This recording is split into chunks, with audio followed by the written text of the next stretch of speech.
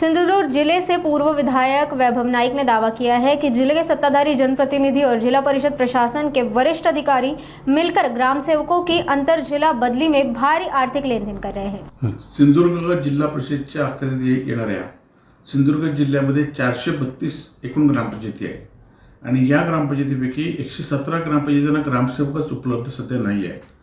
अनेक ग्रामपंचायतीच्या कारभार हा 2-2 ग्रामपंचायती 3-3 ग्रामपंचायती एका ग्रामसेवकावर अवलंबून असतो। एवढं असून सुद्धा आता पर जिल्ह्यात ज्यांना बदली पाहिजे आहे, खरं तर हा अधिकार त्या जिल्हा परिषदचा आहे की पर जिल्ह्यातील ग्रामसेवकांना बदली करून सोडायचं की नाही। परंतु सत्ताधाऱ्यांच्या आर्थिक देवाघेवीमुळे व प्रशासनाच्या आर्थिक देवाघेवीमुळे आज सिंधुदुर्ग जिल्ह्यातले 117 ग्रामसेवक कमी असताना 20 ग्रामसेवकांना आज आंतरजिल्हा भरतीसाठी प्रस्ताव जिल्हा परिषदेने सिंधुदुर्ग जिल्हा परिषदेने मंजूर केला आणि त्यांना जिल्ह्याच्या बाहेर पाठवलं आहे। अजूनही 25 लोकांचे प्रस्ताव या ठिकाणी आहेत।